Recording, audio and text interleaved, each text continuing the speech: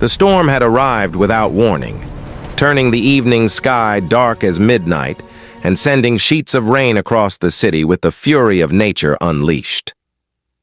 Marcus Thompson stood at his front door, watching the weather through the glass panels, as his 8-year-old son, Jamie, finished his homework at the kitchen table behind him. At 35, Marcus had learned to find contentment in the simple rhythms of single parenthood. His modest home in the suburbs was nothing fancy, but it was warm and safe, filled with the comfortable clutter of a man raising a child on his own. He worked as a senior project manager at Sterling Enterprises, a job that paid well enough to provide for Jamie while allowing him the flexibility to be present for school events and bedtime stories. The doorbell rang just as thunder shook the windows, and Marcus opened the door to find his CEO standing on his front porch, soaked to the skin and clearly shaken. Victoria Sterling looked nothing like the composed executive who commanded boardroom meetings with quiet authority. Her usually perfect auburn curls were plastered to her face, her cream-colored dress was drenched, and she was shivering despite the warm evening air. "Miss Sterling," Marcus said, immediately stepping aside to let her in. "What are you doing here? Are you all right?" Victoria hesitated at the threshold, clearly uncomfortable with the role reversal that had placed her in need of help from one of her employees. "I am so sorry to bother you at home, Marcus. My car broke down about 3 blocks from here, and my phone is dead. The storm came out of nowhere, and I remembered that you lived in this neighborhood." As she spoke, Marcus noticed that she was not alone. A boy who appeared to be around Jamie's age stood behind her, trying to shelter behind her slight frame. He had the same intelligent green eyes as his mother, but where Victoria maintained her professional composure even in crisis, her son looked genuinely frightened by the storm's intensity. "Please, come in out of the rain," Marcus insisted, ushering them both inside. "Both of you are soaked through." Jamie looked up from his homework as the visitors entered, his face lighting up with curiosity rather than concern. At 8 years old, he possessed the natural resilience of children who had learned to adapt to unexpected situations. "Dad, who is this?" Jamie asked, approaching the group with the fearless friendliness that Marcus had always admired in his son. "This is Ms. Sterling, my boss from work, and her son," Marcus explained. "They got caught in the storm." Victoria's son stepped forward slightly, still staying close to his mother. "I am Ethan," he said quietly. "I am 9 years old." "I am Jamie, and I am 8, Jamie replied immediately. "Do you want to see my room? I have a really good view of the lightning from my window."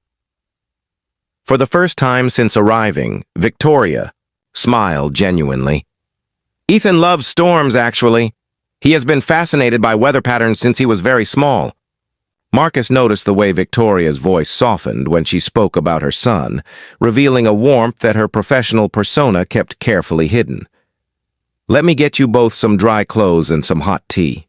Jamie, why do not you show Ethan your weather books while I help Miss Sterling get comfortable?" As the boys disappeared upstairs, chattering about thunder and lightning, Marcus found himself alone with his CEO in a situation that defied every boundary of their professional relationship. Victoria stood in his modest living room, dripping rainwater onto his worn hardwood floors, looking smaller and more vulnerable than he had ever imagined possible. "I have some of my sister's clothes upstairs that should fit you," Marcus offered. "She stays here sometimes when she visits with her kids." Victoria nodded gratefully. "Thank you, Marcus. I know this is highly inappropriate showing up at your home like this. If you would prefer to just call me a taxi when the storm passes, I completely understand." "Ms. Sterling," Marcus said gently, "you are a mother caught in a storm with your child. Nothing about offering you shelter is inappropriate. It is just human decency." 20 minutes later, Victoria emerged from the guest bathroom wearing a simple blue sweater and jeans that belonged to Marcus's sister. Without her designer clothes and perfect makeup, She looked younger, more approachable, and somehow more real than the executive who signed his paychecks. "The boys are having quite a conversation upstairs," she said, accepting the mug of tea Marcus offered her. "I have not seen Ethan this animated about meeting someone new in a very long time." Marcus studied her face, noting the exhaustion around her eyes that spoke of someone carrying more responsibility than one person should bear. "How long have you been raising Ethan on your own?" "Since he was 4, Victoria replied, settling onto the couch with obvious relief. His father decided that being a parent was incompatible with his career ambitions. He moved to London for a job opportunity and has not looked back. The admission hung in the air between them, a moment of honesty that crossed every professional boundary they had maintained for 3 years of working together. "I know the feeling," Marcus said quietly. "Jamie's mother left when he was 2.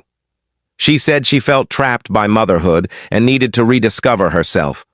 Last I heard, she was backpacking through Europe, finding herself one country at a time." Victoria looked at him with surprise, seeing her own struggle reflected in his experience. "I had no idea you were a single parent when I hired you. It was not in your file." "I do not usually discuss my personal life at work," Marcus replied.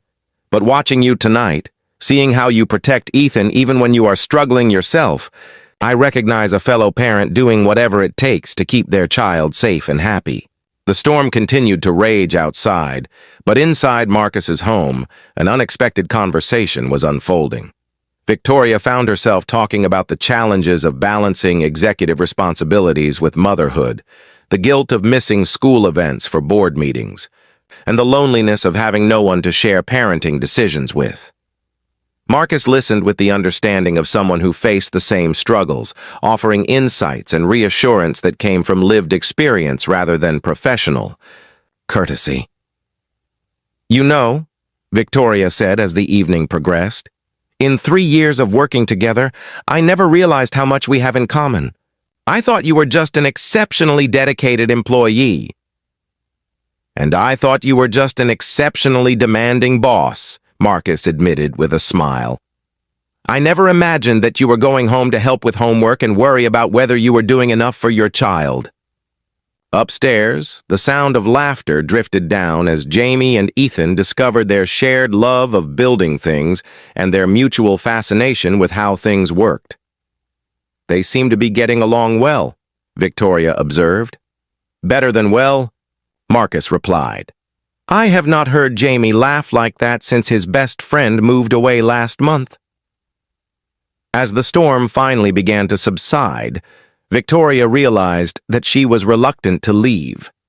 For the first time in years, she felt understood not just as an executive, but as a person struggling to balance impossible demands while raising a child alone.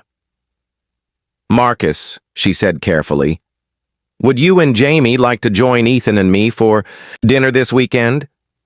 Nothing formal, just 2 families spending time together." Marcus smiled, understanding that what she was really asking was whether they could continue this conversation, this unexpected connection that had developed between 2 people who had discovered they were fighting the same battles. "We would like that very much," he said. "But I should warn you, Jamie will probably want to show Ethan every science experiment he has ever attempted in our backyard. And I should warn you that Ethan will probably want to conduct several new experiments," Victoria replied, laughing, for the first time in weeks.